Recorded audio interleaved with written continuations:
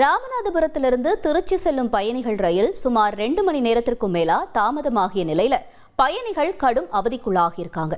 இது குறித்த கூடுதல் தகவல்களை செய்தியாளர் சோனைமுத்தன் வழங்க கேட்கலாம். சோனைமுத்தன், வணக்கம். இப்ப இந்த சம்பவம் தொடர்பாக அங்க இருக்கக்கூடிய பயணிகள் என்ன குற்றச்சாட்டு முன்வைக்கிறாங்க? முழு விவரங்கள் என்ன? வணக்கம். அதாவது ராமநாதபுரத்திலிருந்து திருச்சிராப்பள்ளி செல்லக்கூடிய பயணியர் ரயிலானது இன்ஜின் பழுது காரணமாக சுமார் 2 மணி நேரம் தாமதமானதுனால அதில் பயணிக்கக்கூடிய பயணிகள் கடும் அவதி அடைந்து வருகின்றனர். ராமநாதபுரத்திலிருந்து திருச்சிராப்பள்ளிக்கு தினந்தோறும் 4 மணி 5 நிமிடத்திற்கு ராமநாதபுரம் ரயில் நிலையத்திலிருந்து புறப்பட வேண்டிய பயணியர் ரயில் ஒன்று 1.5 மணி நேரத்துக்கு மேலாக அந்த பகுதியில் நின்றிருந்தது.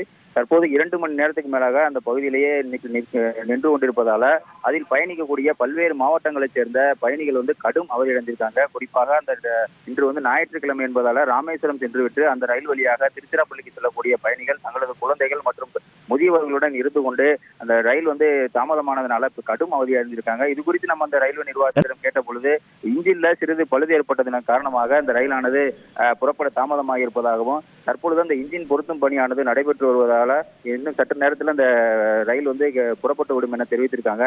இருந்த போதிலும் அந்த ரயில் பெட்டியில இருக்கக்கூடிய பயணிகள் ஒரே இடத்துல 2 மணி நேரம் காத்திருப்பதனால பயணிகள் அந்த தங்களுடைய குழந்தைகளை வைத்துக் கொண்டு மிகுந்த சிரமத்திற்கு ஆளாகக்கூடிய காட்சிகளை தான் நாம் பார்த்து கொண்டிருக்கிறோம். தற்போது அந்த போலீசாருடன் அவர்கள் வாக்குவாதத்தில் ஈடுபட்டும் பின்னர் தங்களுடைய பயண கட்டணத்தை திரும்ப பெற்றுத் தருமாறும் கோரி அவர்கள் வாக்குவாதத்தில் ஈடுபட்டு வராங்க. இன்னும் சற்று நேரத்தில் அந்த பயணிகள் ரயிலானது மாற்று இன்ஜின் பொருத்தப்பட்டு கிளம்பிவிடும் என ரயில்வே நிர்வாகமானது தெரிவித்திருக்கிறது.